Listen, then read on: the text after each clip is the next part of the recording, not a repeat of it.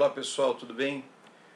Me pediram para fazer esse vídeo breve para tentar dizer o que é um bispo.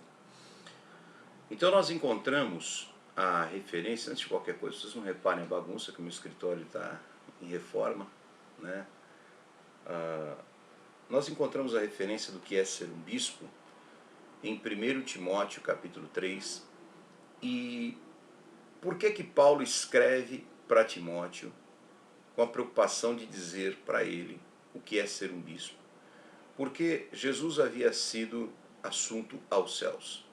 Os apóstolos, que eram aqueles que tinham a doutrina do Senhor Jesus, o Evangelho, os únicos detentores dessa doutrina, a quem lhes foi delegado o testemunho de Jesus, estavam morrendo, não é? Já era aí metade do primeiro século, e Paulo também tinha os seus dias contados. Ele mesmo havia dito que já estava sendo entregue como libação. E uma lacuna estava se formando na comunidade cristã do primeiro século. Bom, os apóstolos morreram, vão morrer, e a quem nós devemos ouvir daqui por diante? A quem nós devemos recorrer, né? Quem são as pessoas aptas a continuarem esse trabalho à frente da comunidade cristã? Ao mesmo tempo em que havia essa preocupação, havia uma outra ainda maior, que era de não ser enganado por falsos profetas. Estava muito forte naquela época a seita dos gnósticos, que adotaram nominalmente o cristianismo, mas que não tinham nada de cristãos, e que Paulo adverte, Pedro adverte, Judas adverte, para que tomasse cuidado com os falsos profetas. Bom, para que eles então pudessem preencher essa lacuna, Paulo começa a falar: olha, ouçam, sigam a pessoas que tenham um determinado perfil. E esse determinado perfil, Paulo traça aqui em 1 Timóteo capítulo 3. Né? 1 Timóteo capítulo 3, Paulo fala assim, ó: fiel é a palavra, se alguém aspira ao episcopado, excelente obra almeja. É necessário, portanto, que o bispo seja irrepreensível, quer dizer, uma pessoa que não tem do que ser acusada, esposo de uma só mulher, temperante, quer dizer, equilibrado, não é maluco, né? Sóbrio, modesto, uma pessoa que não é exibida, não é? Hospitaleiro, apto para ensinar. Quer dizer, uma pessoa apta para ensinar é aquela que primeiro sabe, né? E depois tem a paciência, tem o amor suficiente para poder transmitir. Se ele não tem nenhuma dessas coisas, ele mesmo não sabe, então ele não é apto para ensinar. Não dado ao vinho. O vinho aqui não significa só a bebida vinho, mas todas as paixões do mundo. Não é? Qualquer paixão carnal, se você é dado a ela, você já está entregue àquilo e não pode cuidar do rebanho de Deus.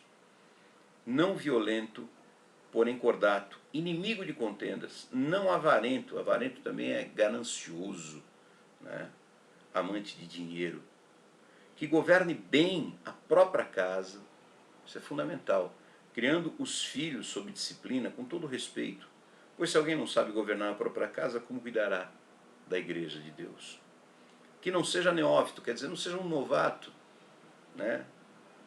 Para não suceder que se ensoberbeça, que comece a se achar e incorra na condenação do diabo. Pelo contrário, que tenha um bom testemunho já comprovado dos de fora, a fim de não cair no opróbrio, no laço do diabo. Bom, o que é que você percebe com todas essas características aqui que Paulo traça? São todas elas características de personalidade, de caráter, traços de caráter. A palavra bispo vem do grego episcopo, que quer dizer administrador e quer dizer ancião. Ancião não só no sentido da idade avançada, não necessariamente da idade avançada, mas principalmente da experiência de vida, que confere à pessoa aquela serenidade suficiente para ela não ser instável, para que ela seja uma pessoa estável, né? Então, para preencher essa lacuna com a ausência dos apóstolos, Paulo então escreve e fala o seguinte: a pessoa a quem vocês devem acatar e ouvir deve ser uma pessoa que tenha essa e essa característica. Desde logo você percebe o quê? Que o caráter é a coisa mais importante na vida de um bispo. Não é outro fator. O desempenho, essas outras coisas, elas vão ficando todas em segundo plano.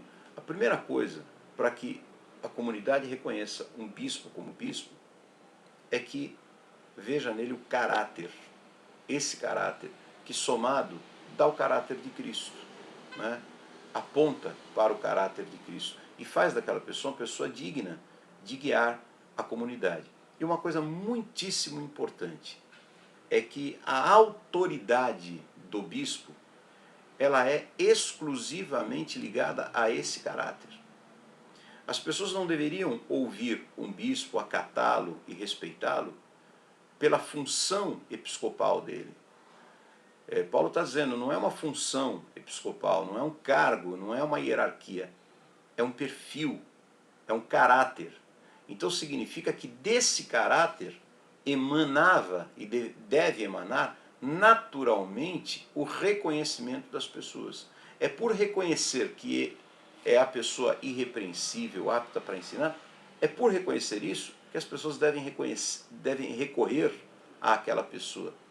E essa relação faz daquela pessoa um ancião, um bispo.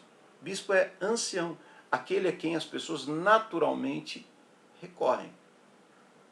E devem recorrer por causa do seu caráter.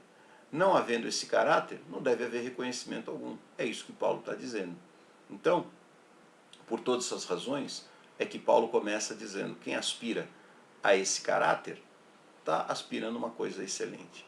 Quem aspira a ser um ancião, apto para poder ajudar os outros, está aspirando uma coisa excelente. Tá bom?